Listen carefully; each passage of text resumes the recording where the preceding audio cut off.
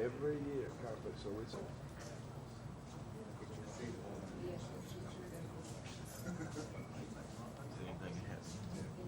right on that guy. Yeah. Oh, shit.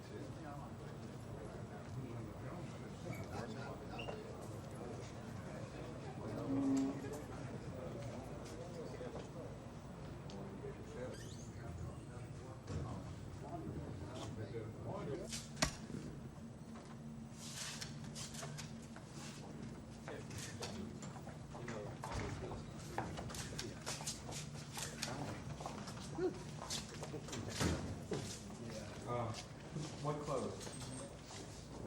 These here? You want clothes yet? Okay, I'll do. Where's the phone?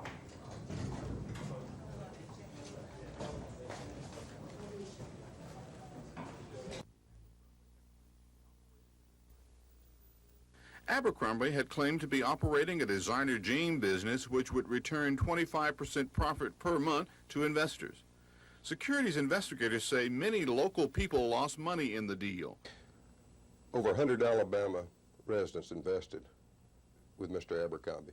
50 of those investors was in the Montgomery area. Those investors in the Montgomery area invested from $12,000 to $135,000 each. There is no money that's been able to be identified, and that money from the latter investors was used to pay the previous investors. Securities investigators say they have 4 or 5 other individuals under investigation who they believe were involved in the scheme. That investigation is expected to be complete within 2 months. This is Norman Lumpkin, WSFA TV News reporting.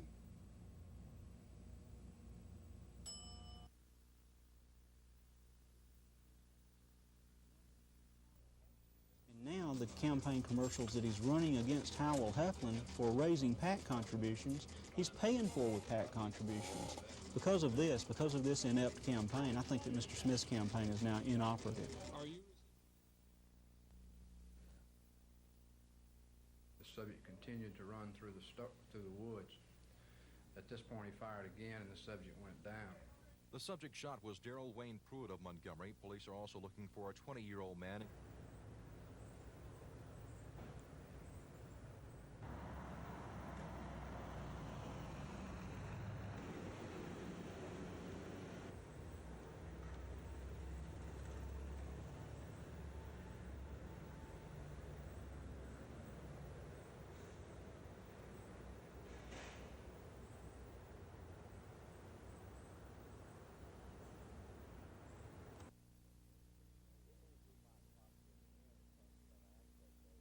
It means we might possibly in the end change some aspects of it, but in no way do we intend to compromise the way that the city enforces the laws that the council has set forth. And whatever it takes for us to do our job, we intend to do it.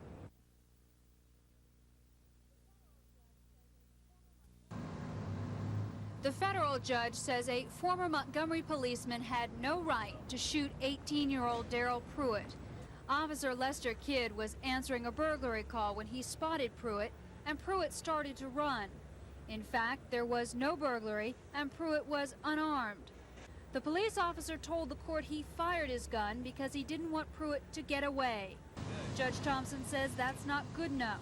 A suspect must pose a danger of death or bodily injury before a police officer can use his weapon. It's a broad-ranging order in that it strikes down the state law, which permits police departments to have a fleeing felon rule like the cities. That is, that you can shoot people who have committed felonies, in some cases very minor felonies, simply because they're fleeing the scene.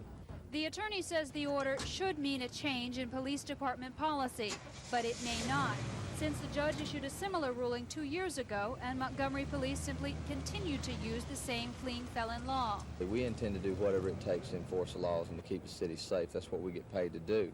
And right now we do have laws on the books that do protect us and give us guidelines to work by, and we intend to do just as we have in the past until somebody tells us otherwise. Montgomery police didn't change their policy 2 years ago and apparently won't change it now without a fight. Susan Silvernail, WSFA TV News.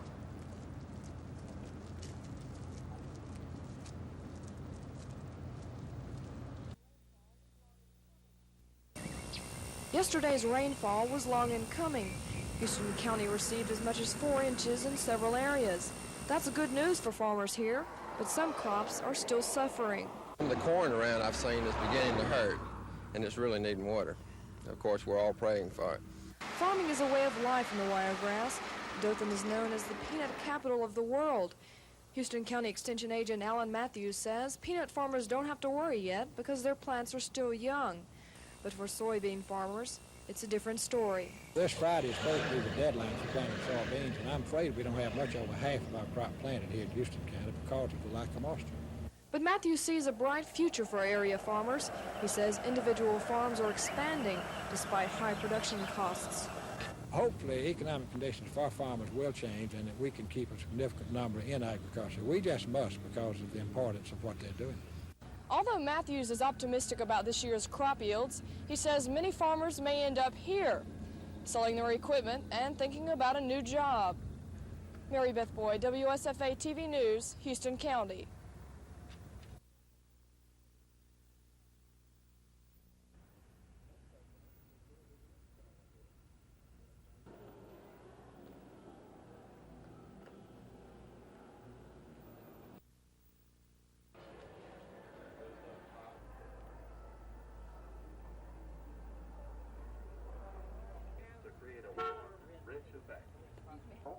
Is named after Mount LeConte, the most majestic peak in the Great Smoky Mountains National Park. The LeConte is a large, impressive building, highly suited as a commercial. It includes 3 bedrooms, and a cozy living area.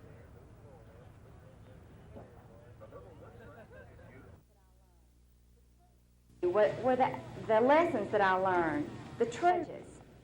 I was impressed by the fact that Junior Miss is an achievement, things that I consider to be very important. Disagree with them. Security and significance, something that we all long for, comes not from what we do, but who we are on the inside when nobody else is looking and we're all alone.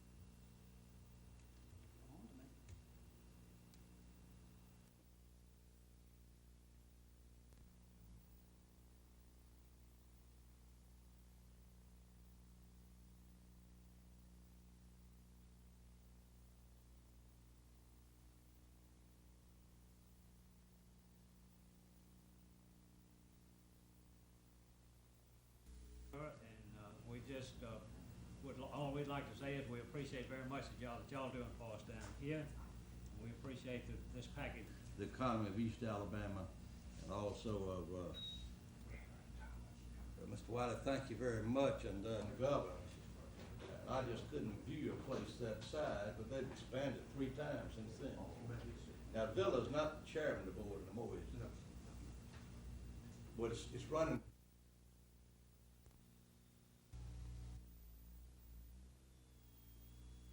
Individual retirement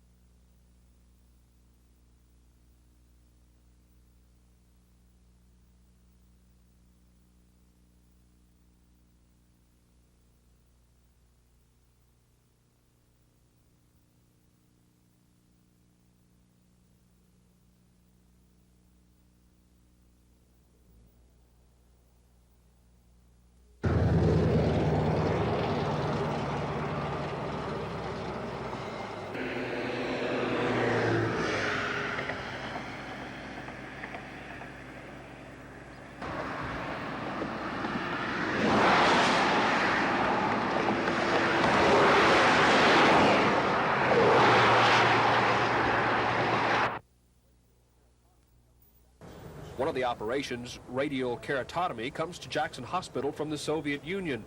In this procedure, the cornea is marked off using extremely accurate instruments, and a delicate diamond knife is used to make incisions in the cornea. It flattens the periphery of the cornea so that instead of focusing the images too far in front of the retina, it lets the images be focused further back so that they're on the retina.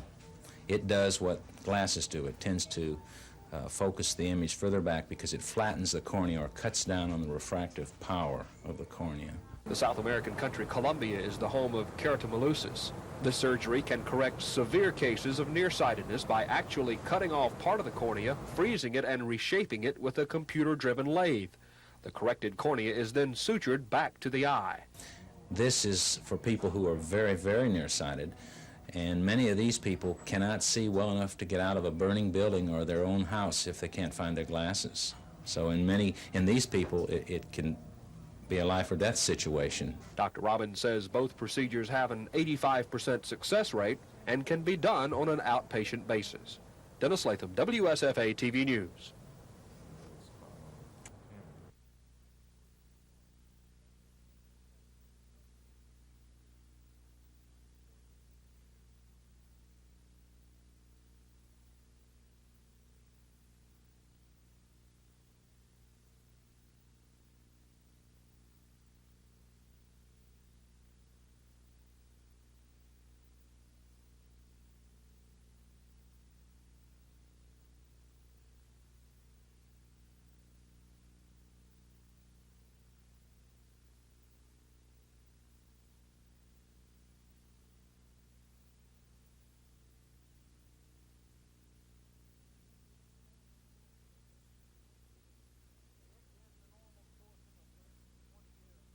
In the normal course of events, 20 years from now, this system would have gone into effect.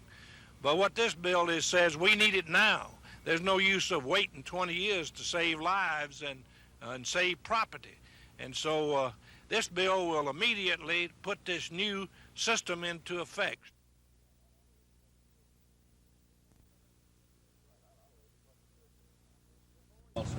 That's right. I led the Putnam Muirfield, and I couldn't. If only for a few short hours, Buddy Gardner was back home at Bonnycrest, visiting with old friends and giving a free lesson to his 10-year-old nephew, Bro Nader. It's nice to come home and see my family. One of my sisters is here with her kids, and, you know, you don't get a chance just to get away and just do nothing. Buddy is enjoying his first break from the tour in 13 weeks. 12 of those weeks, Buddy earned paychecks. He missed the cut for the first time in nearly 3 months at Westchester. I was so mentally exhausted. I was looking at a putt, and I was just looking at the ground. I just went blank. You know, and I knew then it was time to come home. Buddy has second-place finishes at Tallahassee and Houston and a tie for third here at Greensboro to show for his efforts in '84. Greensboro, he says, provided the spark. I went out Thursday morning, got to the golf course like 20 minutes before I was supposed to tee off, and had to run over to the range and practice, and I went out and I birdied 4 out of the first 6 holes, and since then I just found that slot, and I got in that slot with that putter, and things just have gotten a little easier since then. Through Westchester, Buddy has earned more than $91,000 and is 38th on the money winnings list, good enough to get him into the PGA in August. But a top 30 ranking at year's end would qualify him for the '85 Masters. I would really like to play there. That is one of my goals. That would be a real honor to play in that golf tournament.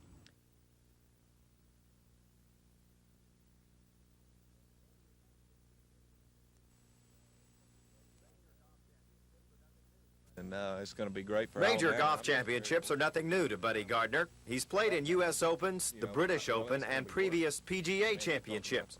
But this year's event is special to the 28-year-old Montgomeryan, for it will be played near his home in Birmingham, on a course he knows well, Shoal Creek. The fairways are going to be very narrow, and the rough's going to be 2 to 3 inches deep, and Bermuda rough that deep, if you hit it in it, it's just about unplayable.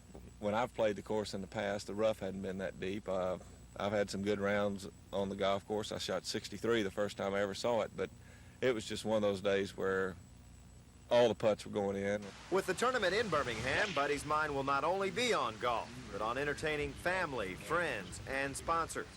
But he says that should not detract from his game. When I walk off the 18th green and leave the golf course, you know, I can, you know, start having a good time again. So I don't foresee any problems with that. I'm just very fortunate to be playing it. I'm really excited.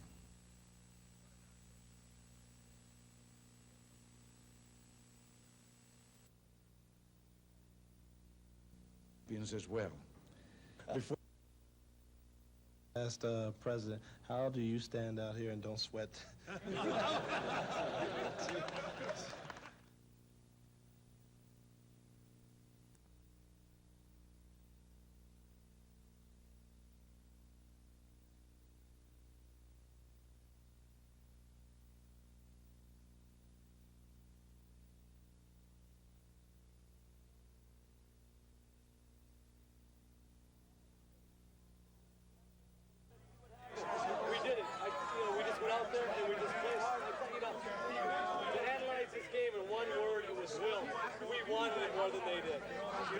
We didn't get the game we needed on the backboard, and we didn't shoot the ball well. And with them controlling the boards and us shooting poorly, we weren't able to play our game.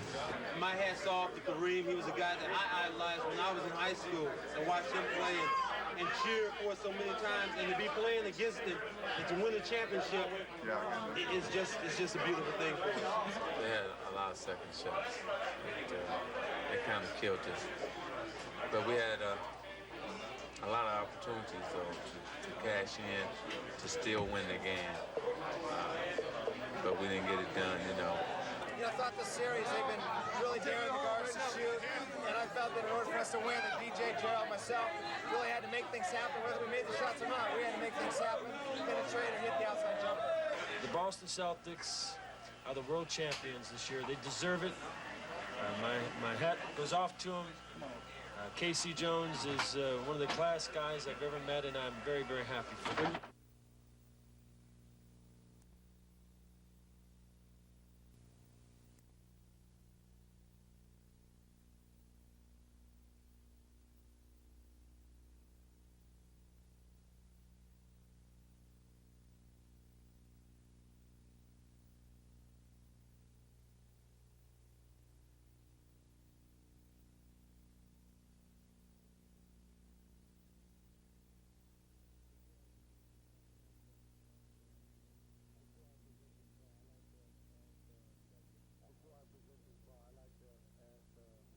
Before I present this ball, I'd like to ask the President, how do you stand out here and don't sweat?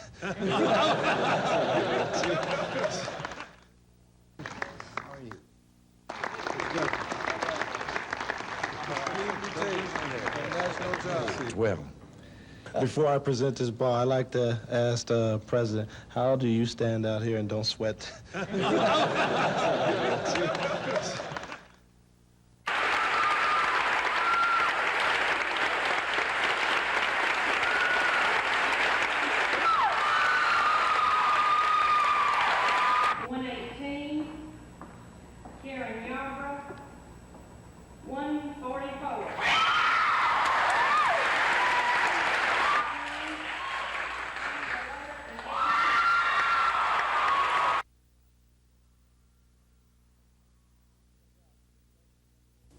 Huntsville can look out, because Dothan's going to be number one in the next report that we get. That growth that the mayor and city officials are so happy about is expected to continue. The southeast part of the state is, in general, seeing projections for growth, but Dothan, Houston County, Dale County are really the growth centers. Population trends compiled by the Southeast Alabama Regional Planning and Development Commission show a steady growth in Houston County alone. The county's population is projected to be near the six-figure mark by the year 1990. Dale County's population decreased from 1970 to 1980 is expected to increase in this decade, especially in the southern part of the county. Retail sales also look good, ranking only behind the Birmingham and Montgomery areas. Holmes says Dothan is not attracting the major industries it did in the 70s, but there has been a healthy industrial growth thanks to expansions. He says a key to a bright future is transportation. I think that continued transportation planning is going to be crucial as the city continues to be a conduit for north-south and east-west traffic. Cal Calloway, WSFA TV News, Dothan. Well, that track kind of stands.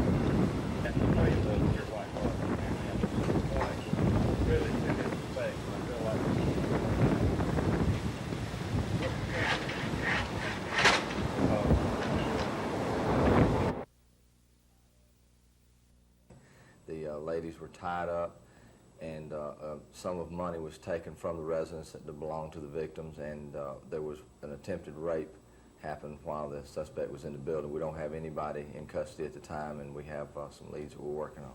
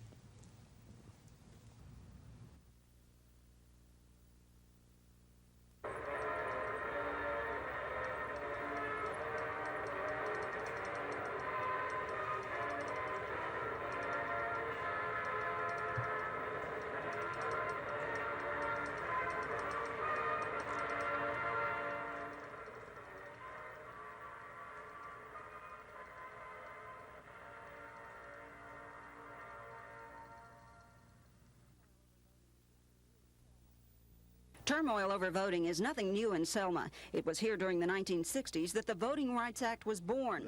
Today, Councilman Cecil Williamson presented what he says is documented evidence of voter registration wrongdoing to the Dallas County Board of Registrars. Last week, I made a spot check of some 60 registrations that had been brought in by one registrar. I found that 25% of these were people who were not qualified to vote under the laws of this state. Williamson says he'll ask local and state officials to investigate. Williamson, who heads up a white voter enlistment program, says he doesn't know whether the people named on the list are white or black. But the mayor of Selma says all 60 applicants spot-checked are black. Voter registration for this year is already more than double that of last year. Mayoral candidate F.D. Reese says anytime you've got large numbers of people registering to vote, you're bound to have some slip-ups. I'm sure that no deputy registrar would intentionally register any persons who were ineligible. And of course, these applications that are being challenged by Mr. Williamson certainly would be looked at by all of us, because we don't want anybody to be a registered voter who is ineligible. Everyone credits the potential change in power at City Hall with the tidal wave of registration, and that change is possible because of a recent federal redrawing of voting lines in the city. These red lines represent the old boundary lines, the blue lines the new ones. Wards 1 and 2 are predominantly white, Wards 4 and 5 predominantly black, and Ward 3, here in the middle, is evenly divided. Some voters are registering inside F.D. Reese's campaign headquarters, located in the middle of Ward 3, the so-called swing ward. Selma residents have until 4 o'clock tomorrow to register to vote in the upcoming election. After that, the race will be for votes, not voters. Lynn Sampson, WSFA TV News, Selma.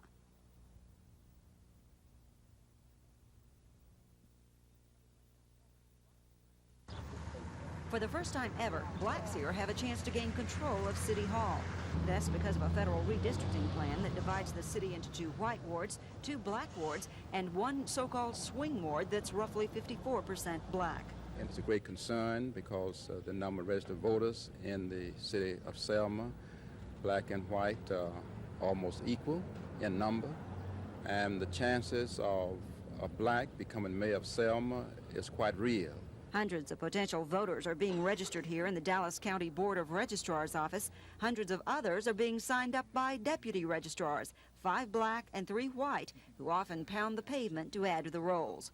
Today, the leader of a group that's registering voters in the 2 white wards and the swing ward charged an unnamed deputy registrar with wrongdoing. We took about 60 names that had been brought in and just spot checked those 60, and some 14 of them had been charged and convicted with things that we think will disqualify them from voting. Williamson also says many who have moved to houses on Craig Air Force Base have never moved their registration to the county and are therefore ineligible to vote.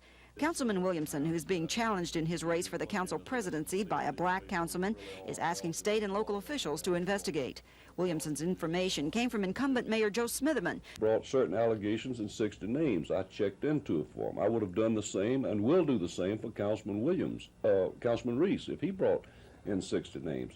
All I want to see is a good, honest, legitimate election. Councilman Reese and I have no problems. We both stand for Selma moving forward and so forth, and certainly there'll be a lot of votes on racial lines. He hopes to get whites, and I definitely will campaign and hope to get black votes. Lynn Sampson, WSFA TV News, Selma.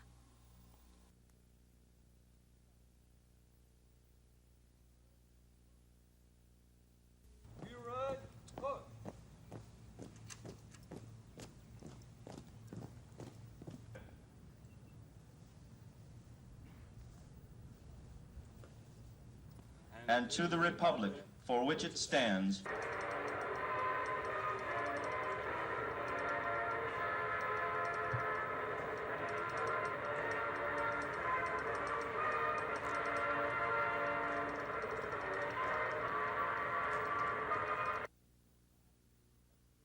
their admission is going to have to be approved by a non-physician in Birmingham, which will undoubtedly necessitate some delay, conceivably a long delay, in their getting into the hospital. That'll be inconvenient. Their length of stay in the hospital will be kept at an absolute minimum, as short as possible, which may necessitate their being discharged before they think they're ready to go home. Medicare patients will be admitted to hospitals primarily for treatment and discharged as soon as possible. And any Medicare patient admitted will have to have approval from a group of non-physicians with a computer link up to the hospitals. This approval for admittance hinges on the severity of illness. There will be a certain criteria for gauging how long the patient should have to remain hospitalized for that certain illness. And if the patient remains longer than the prescribed time, Medicare won't pay the extra. Dr. Norgard says Medicare patients don't know about these changes, but he says they're the guinea pigs selected by the federal government to see if a cost-cutting program can work. Reuben Hannon, a senior citizen himself, says this kind of treatment toward the elderly is nothing new. They don't have voice, representation, and they're ignorant. They don't know what's happened, what effect will have on them, and they don't respond to the legislature. They got to wake up. There will be no admissions to the hospital for diagnostic services whatsoever, and the amount of diagnostic services that the patient receives in the hospital will be at an absolute minimum. They will be in the hospital primarily for treatment, and when that treatment is finished, they will be promptly discharged. Dr. Norgard says with these changes, Medicare patients aren't going to get the kind of care they're used to. No longer can they count on being hospitalized, or if they are, stay until they're sure they're well. You see, a group of non-physicians will decide how severe an illness is, if that patient should be admitted for treatment, and how long the treatment should last.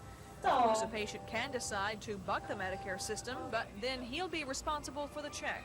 Reuben Hannon is himself a senior citizen. He says seniors are treated like third-class citizens, and they're ignorant of what's happening to them.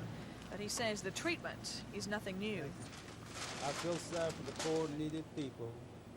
We're going back to 1940s and 30s when the people was dying in the dark alleys of our cities without help, without food, without water, no medicine, nothing, and suffering, agony, and misery. That misery will come in effect, this come in effect.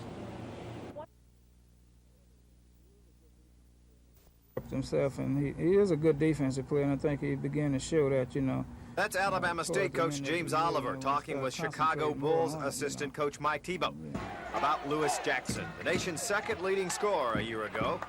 The Bulls are likely to make Michael Jordan their first-round selection, but the Wetumpka native could be one of 2 second-round picks by the Bulls. That if he's still available. Portland has shown quite a bit of interest in Lewis, and I really like what they did the last few days, and that they moved 3 players out and brought in 1, and they do have 2 first-round draft choices. I know they're going to go for Sam Bowie probably on the first one, but Lewis has a good chance of being a high draft choice. A first-round selection would give Jackson more bargaining power, but regardless of when or where he goes, his financial advisors will handle all negotiations. I do work on the court, you know, they take care of things off the court, so right now, I'm just, you know, staying in shape, you know, working out every day, trying to get prepared.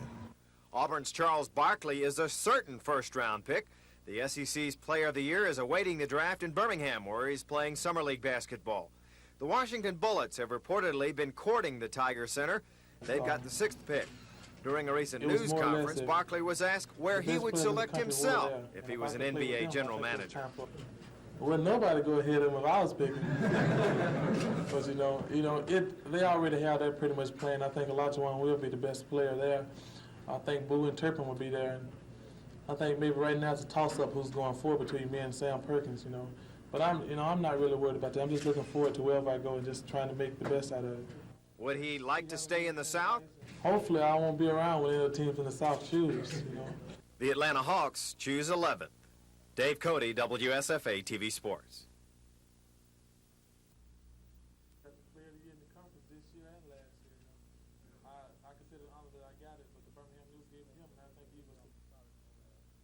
On the team, I think they went off to college somewhere, played ball. Amazing how many people turn out for high school games. Start concentrating more on it, and we depended on him to score a lot here.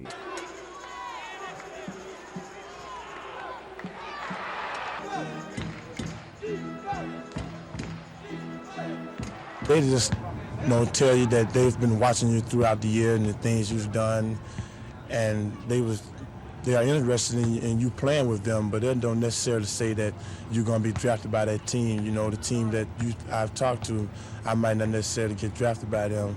It's just who gets the choice first, and they think you can do something conducive to that team.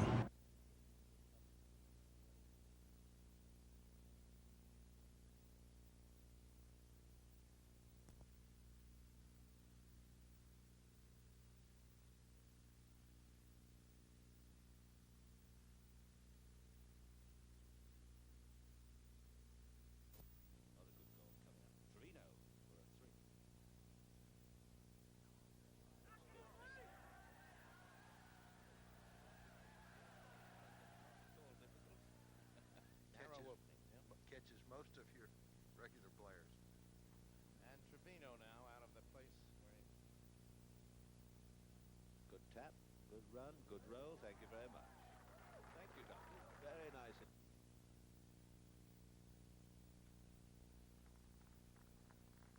That's another good shot. That very good second shot finishes it off.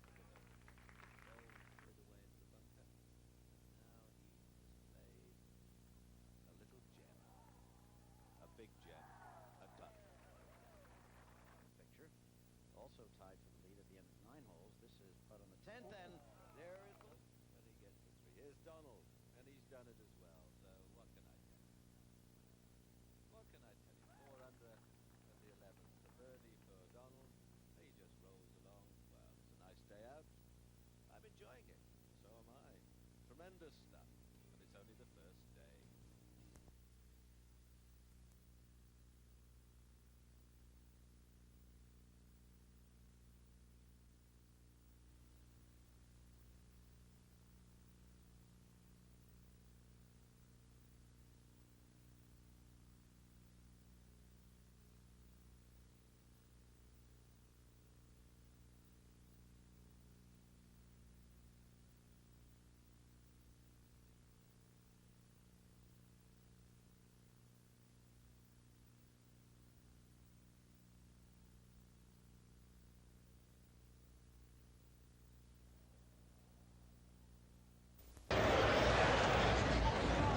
There's a drive. It'll take only the wind to hold it. It's out of here, a home run.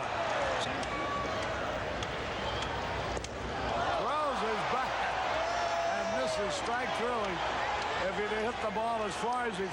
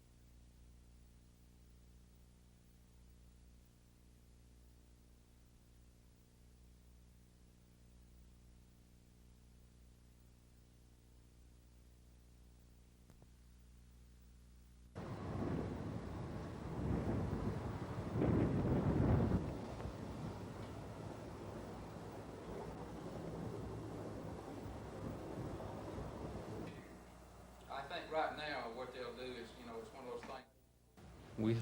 We're excited about it. We're pleased. There's a lot of people over the years that deserve the recognition for this. It just didn't happen this year. Also, this is not just a high school honor. Naturally, if it's a community thing, it is a K through 12 honor, because those children have to come through the elementary, junior high schools before they get to the high school. So something is happening there that is good.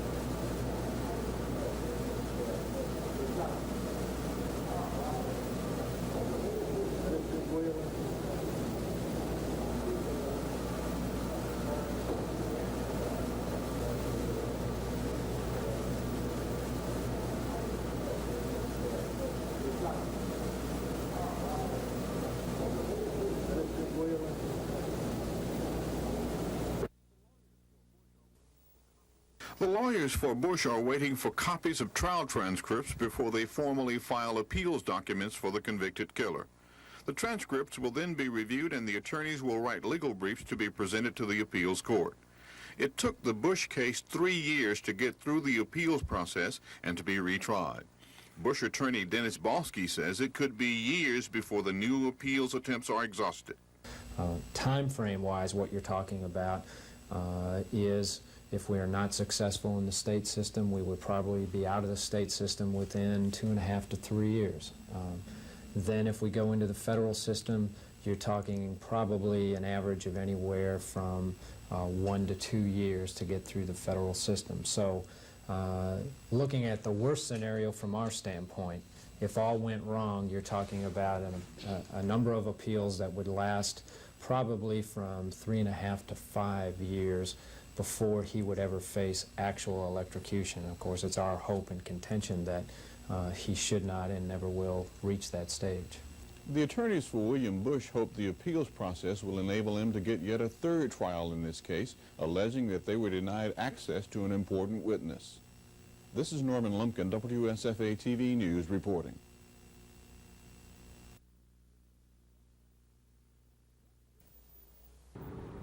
This is the season for aerial application of chemicals, and usually there's no problem. This particular crop duster is operating within guidelines. He's putting the pesticide where it belongs.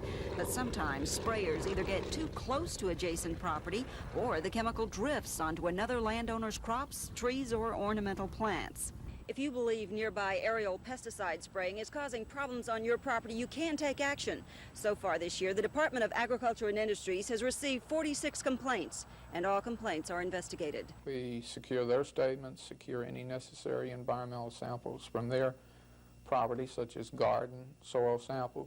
If it's water contamination or suspect water contamination, we secure water samples.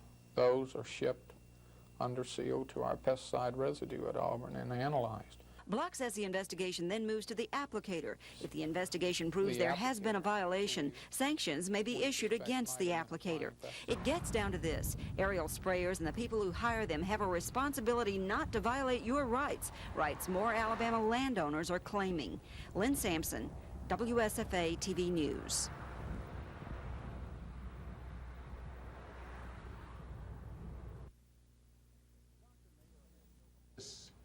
Dr. Mayer has no complaints about medical care for soldiers and their families here in the U.S.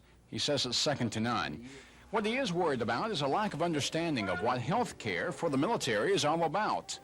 The primary mission of health affairs is to make sure that we can deliver medical care to combat soldiers and to keep the rest of the armed forces in good enough shape to be able to do the supporting services that are necessary. It's that primary mission that the Assistant Secretary believes has been lost in the shuffle. A perfect example, he says, is last year's bombing of the Marine compound in Beirut. While that wasn't anything like a war, it was a single incident. The fact was, it showed us that we are far from being able to carry out our medical mission in the case of war. Congress has not cut funding for stateside medical facilities like this one. What has been cut is funding for overseas facilities.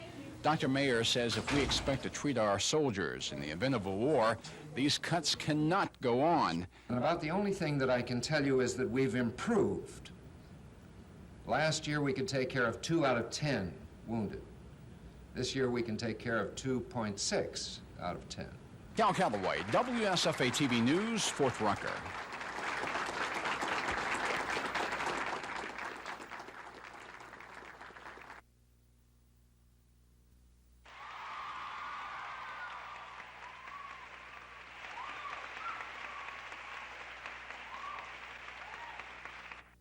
I was in Paris in 1975. A freeze now is advocated by the Soviet Union, puts them in a position of superiority in which they may someday use it to intimidate Western Europe, and is already incursions in South and Central America.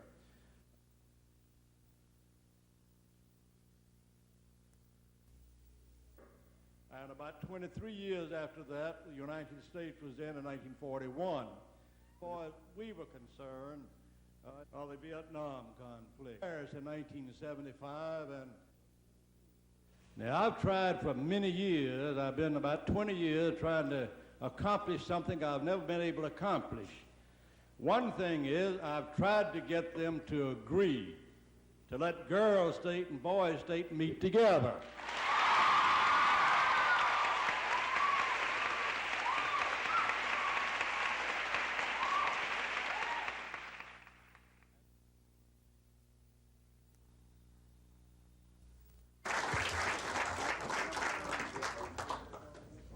I'm going to turn it over to Vince and Larry.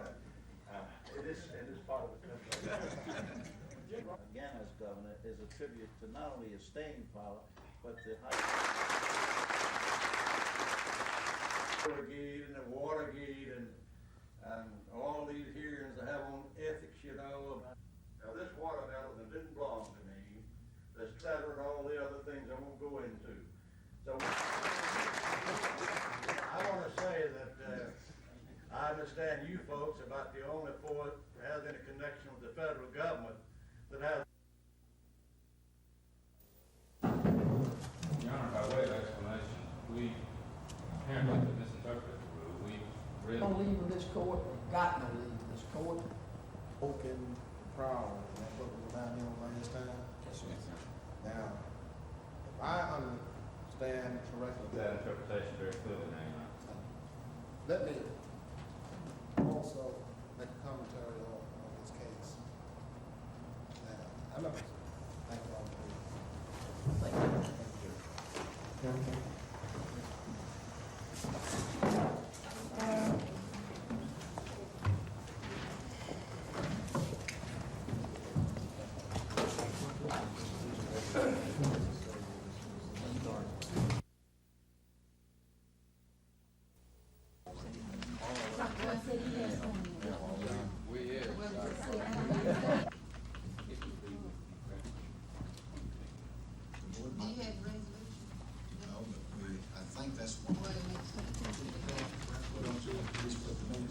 Our district concerned that in the past, the physical education requirements could be subject. See this slide presentation because of the patriotic involvement.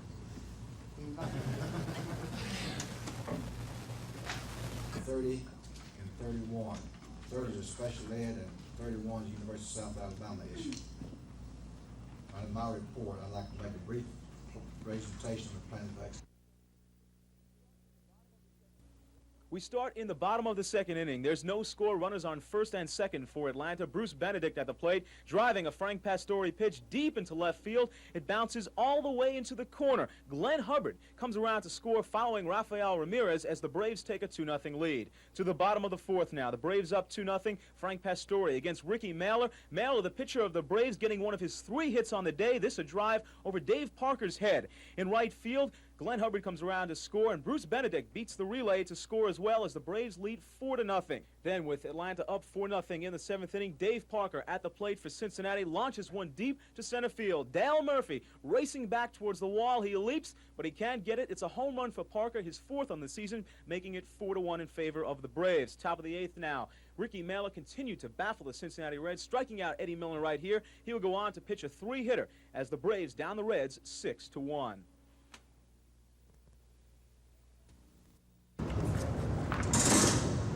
What's this, North Hall?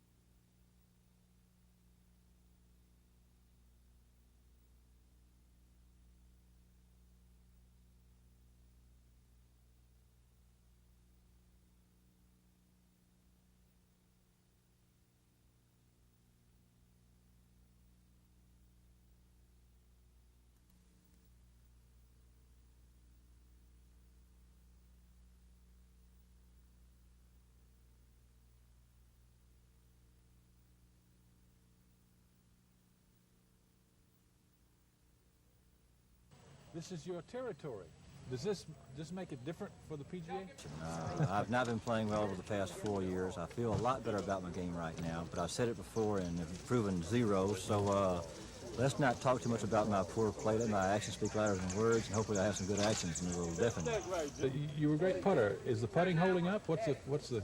Well, I have to dispute the fact I've been a great putter. I've always used a few number of putts when I played well, but I was a good chipper. And I've always fired the pin quite a bit. My putting has not been as good as it would like to be. I've changed everything in my swing. I've changed my putting, my chipping, my long game, my short game. Everything has been changed around a little bit, and I'm learning the golf game a little bit better than I have in the past. And putting is a little difficult too.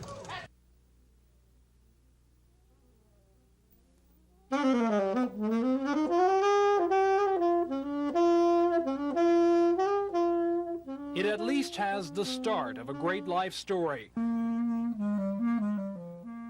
A young musician working in a music store, dreaming of making the big time. I got started playing music in the 7th grade at Bellingrave Junior High School. I've always been interested in music, and saxophone is something that my father played. So I decided I wanted to play saxophone, and he bought me one. And if 25-year-old Ronald Handy has his way, his will be a story of great success.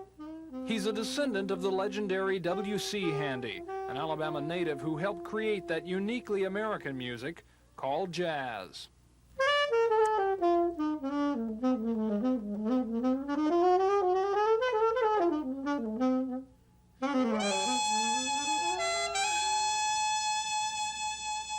His playing has attracted some attention. He's played with countless bands, and at a recent jazz show in Montgomery, his solo saxophone brought the house down.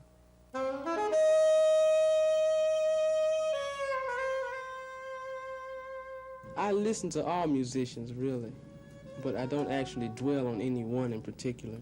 I get something from all of them. I like music that has a lot of energy in it, and therefore I listen to rock and roll. I listen to rock and roll, jazz, gospel, blues, whatever is happening right there at any given time, that's what I listen to.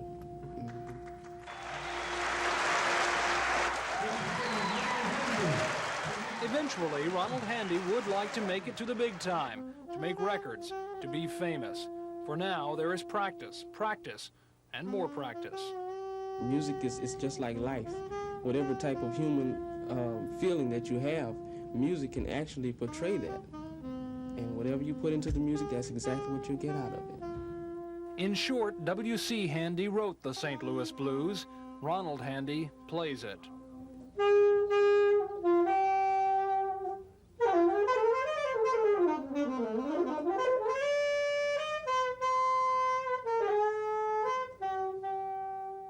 Tom Foreman, WSFA TV News.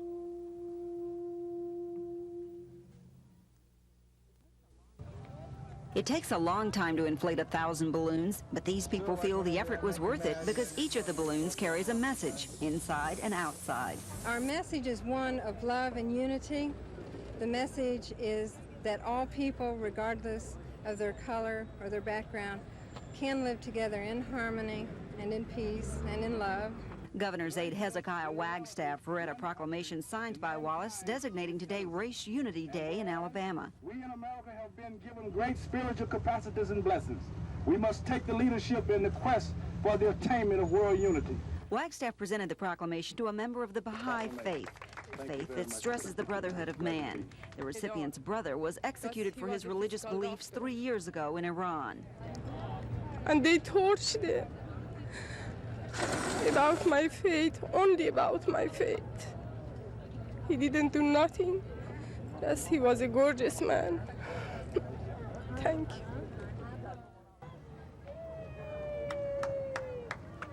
The emphasis today was not merely on black and white relations, but on the unity of all races. The people who freed these balloons say they want to promote the oneness of mankind, not the differences.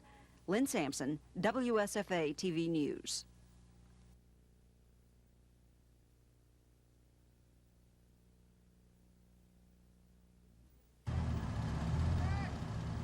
The new weight limit for trucks in Alabama is already in effect in most other states. It lowers the total amount of weight trucks can carry on these superhighways, the main reason to try to ease the strain on bridges.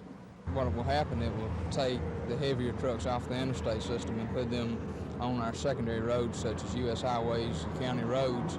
That worries state troopers because for years they've seen the dangers involved with heavy trucks moving on small roads. But there is also a dilemma for the trucking industry. Truckers must decide whether they'll carry lighter, less profitable loads or go ahead and run heavy and run the risk of a fine. A simple question? Maybe not, especially since violations may mean at most a $500 fine. It would be a big fine. At times, and at other times, it's not enough. It depends on the severity of the weight that the people are toting. Will some just run illegally then? Some possibly will run illegally at all times. In the balance of all this are millions of dollars worth of federal highway funds. Simply put, if the state doesn't comply with these federal weight regulations, the state doesn't get the federal money.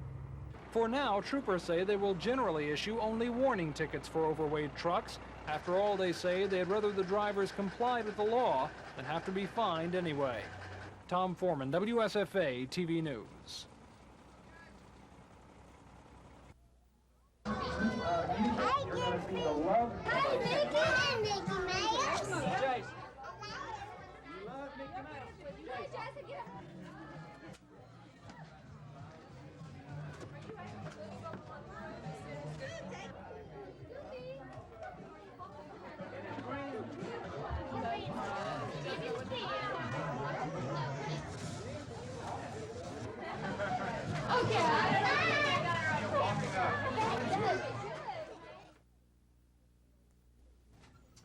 Since May 15th, 22,000 homes in Montgomery County have been visited by animal control personnel checking to see if pets have been vaccinated. 1,271 citations have been issued to pet owners who haven't complied with the law. The fine has been doubled to $12 to encourage people to get their pets rabies shots.